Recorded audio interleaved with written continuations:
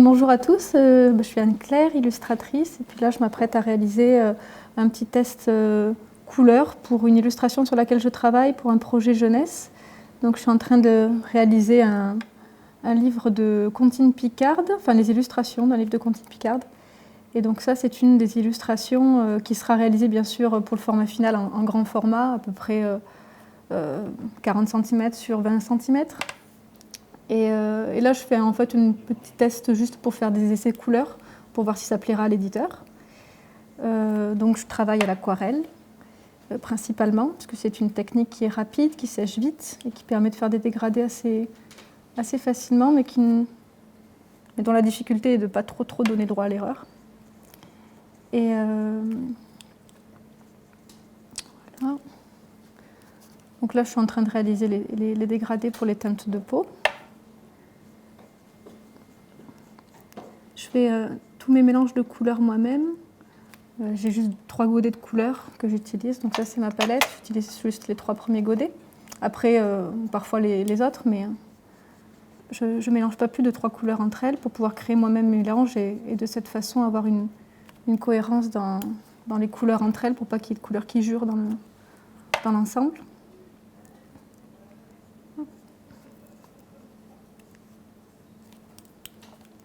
Donc là, j'alterne beaucoup entre 2 pinceaux. C'est une technique qui s'appelle dite du double pinceau, qui permet de faire des dégradés assez rapides et assez doux.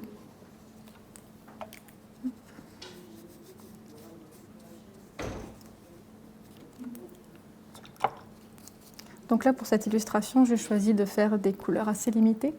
Il y aura des teintes de bleu et de bleu assez ternes qui feront ressortir certaines teintes de rouge.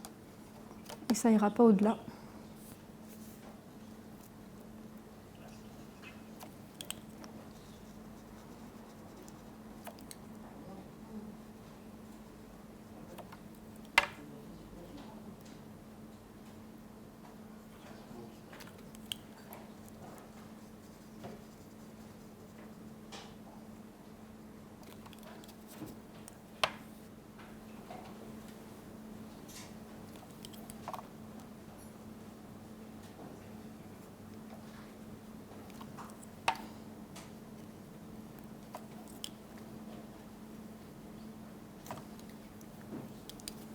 Donc une grande illustration comme ça à l'aquarelle, ça peut prendre à peu près 2 jours de travail, le temps de faire déjà le crayonné qui soit validé par l'éditeur, et ensuite de faire le résultat définitif, et aussi les scans et retouches éventuelles. Donc pour un livre jeunesse, c'est souvent 2 à 3 mois de travail.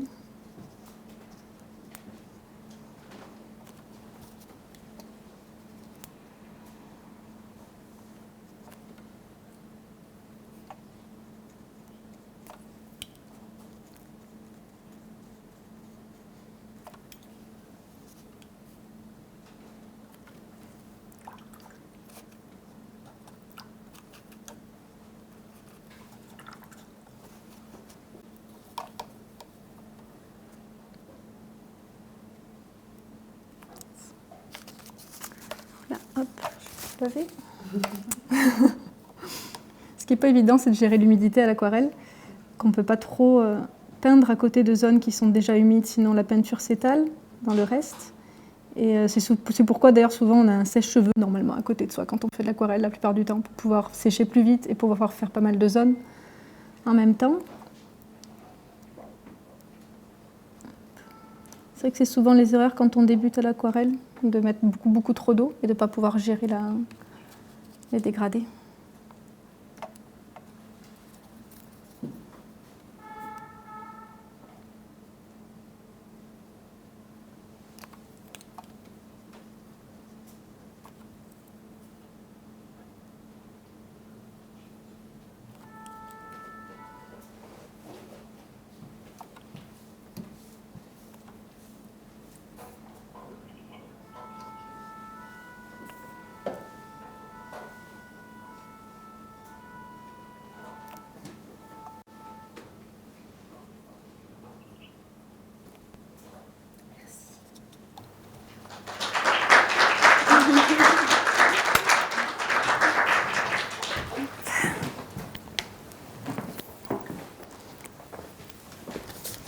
Donc, bonjour à tous et à toutes et bienvenue dans Culture en Haut, votre émission culturelle sur les talents émergents dans les Hauts-de-France.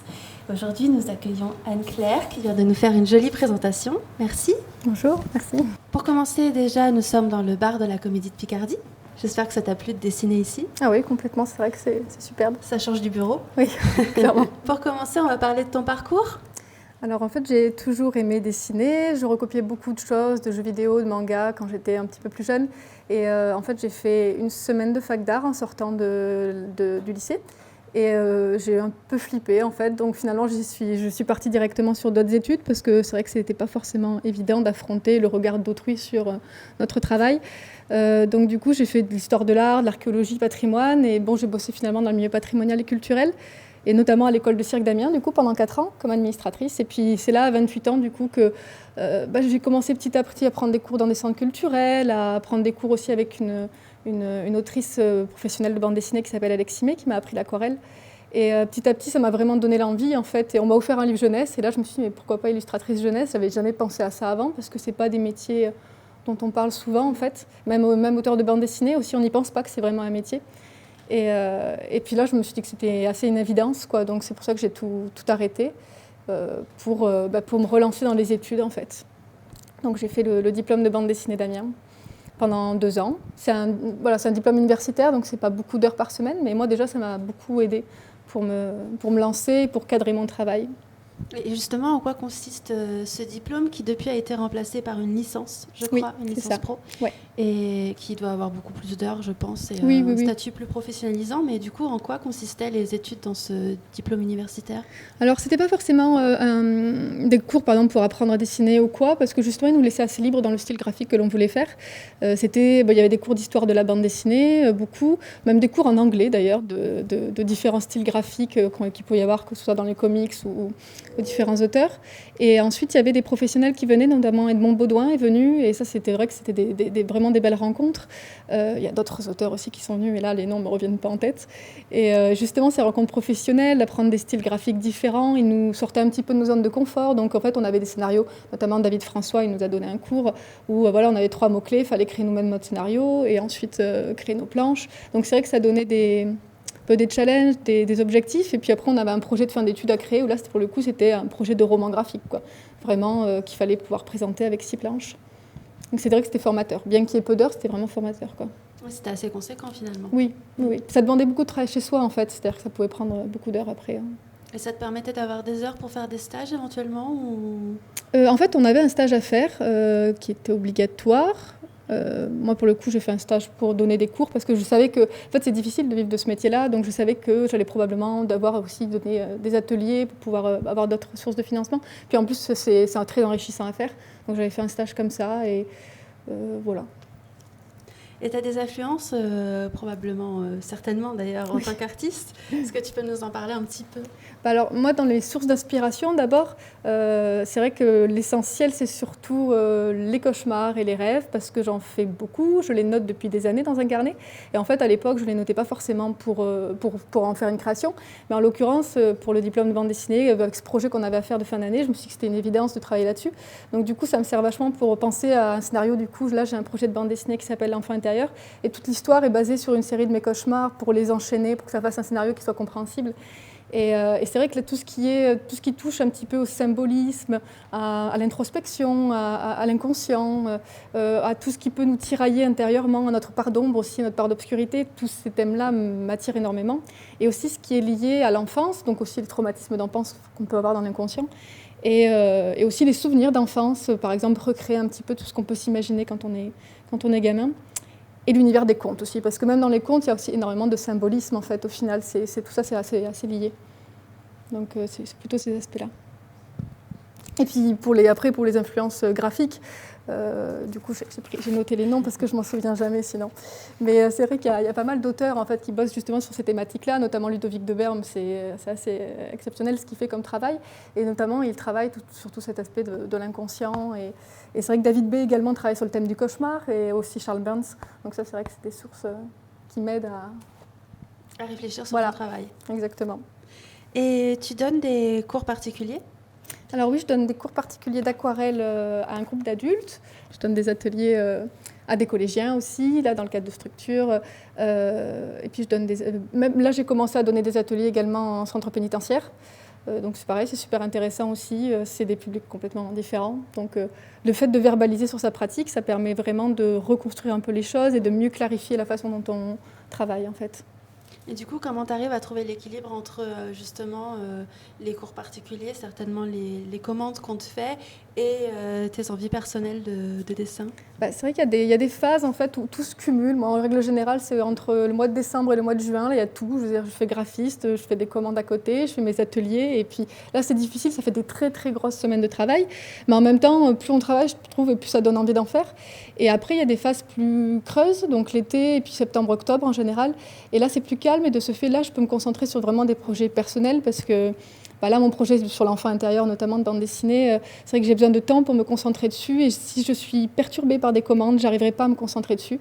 Donc, pour l'instant, j'arrive à trouver cet équilibre-là qui n'est pas si mal, mais ce n'est pas toujours évident. Ouais.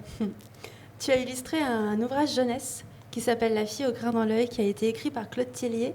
Est-ce que tu peux nous parler un peu de la relation entre l'auteur, celui qui met les mots, qui imagine le scénario, et puis le travail d'illustrateur à côté? Alors du coup, le livre en question, c'est celui-ci. Et alors pour le coup, ça s'est très bien passé avec Claude parce que il avait écrit cette histoire-là il y a déjà un bon bout de temps et puis il avait repéré mon travail par le fait que j'avais fait une planche pour vivre en Somme. Et au final, c'est vrai qu'il a été, comme déjà l'histoire en elle-même n'était pas trop exigeante, c'est-à-dire ça se passe pas dans un pays en particulier ni dans une époque, donc en fait ça laisse libre cours à l'imagination. Et lui, il a été très ouvert à mes idées. Il y a peut-être certaines petites choses qu'il avait demandé de retoucher, mais au final, il a été quand même très ouvert. Donc je trouvais que le dialogue était très facile. Mais je sais que c'est pas toujours le cas. Des fois, ça peut être très compliqué parce qu'un auteur, il a une image précise dans sa tête quand il écrit l'histoire. Et en fait, il faut comprendre que le dessinateur n'est pas là pour mettre en image exactement ce que dit l'auteur. C'est un partenariat, c'est un dialogue. Et donc, forcément, qu'il y a l'interprétation du dessinateur qui sera aussi là. Donc ça, c'est vrai que c'est pas toujours évident à trouver comme relation. Ah, exactement. Et comment ça se passe, la relation justement avec les éditeurs? Est-ce que c'est pas trop difficile en tant qu'artiste de les démarcher, en fait, on va dire le bon mot, juste d'aller se vendre auprès d'éditeurs? Alors si, c'est carrément difficile parce qu'il y a une concurrence assez incroyable. Il y a énormément de gens sur le marché et puis il y a énormément d'éditeurs, mais qui sont en même temps parfois très exigeants. Et puis alors c'est difficile d'aller à leur rencontre parce que des fois on peut envoyer des dossiers ou des choses comme ça par courrier ou par mail, et des fois on a des réponses 3 ans après juste pour dire non. Et donc ça c'est assez compliqué. Alors du coup il y a des systèmes de rencontres qui sont faits notamment au Salon du Livre de Montreuil, c'est le Salon du Livre jeunesse, et à Angoulême pour la bande dessinée. Et alors du coup moi ça fait 3 ou 4 ans que j'y vais à chaque fois, même si c'est difficile parce que certaines ne sont pas du tout diplomates, d'autres sont plus bienveillants, mais ça dépend sur qui on tombe. Et des fois ça peut être moralement très difficile parce qu'on a tendance à fusionner un petit peu ce que l'on est en tant que personne et ce que l'on dessine aussi. Donc la critique peut être très dure à prendre. Mais bon, c'est bien parce que du coup, là, il y a ces rencontres-là où ils sont là pour ça, pour conseiller, voilà, et donc du coup, ça fait avancer. Et ça permet d'avoir des échos d'éditeurs pour être à un moment donné publié, quoi. Mais c'est vrai que pour sortir du lot, c'est compliqué. Et à Amiens, tu travailles pour le Festival de la BD. Raconte-nous un peu ce que tu fais pour eux et les rencontres que tu as pu faire grâce à ce festival. Et l'importance de ce festival aussi par rapport à certains engagements auprès des artistes. Oui, alors du coup, moi je suis graphiste, en fait, ça fait la 3e année, là je vais recommencer encore en janvier, ça serait la 3e année. C'est vrai qu'en plus, le diplôme universitaire de bande dessinée est porté en partie par l'association de bande dessinée.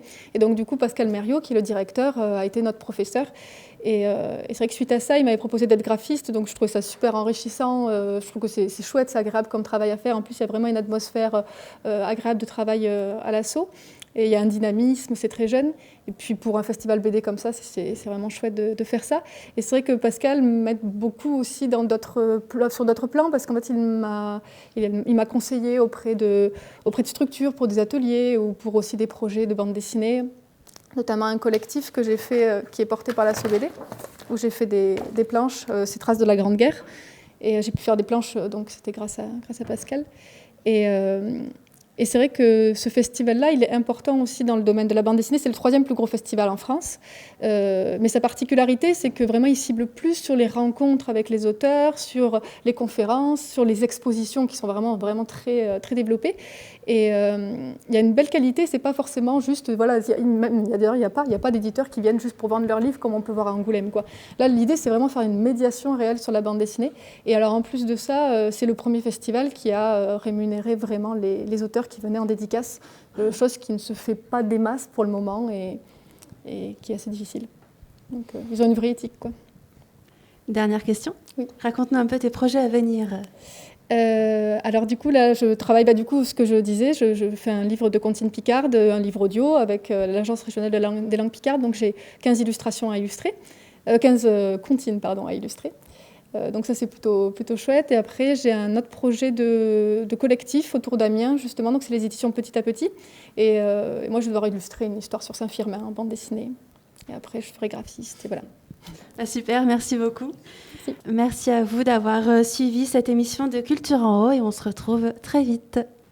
Merci.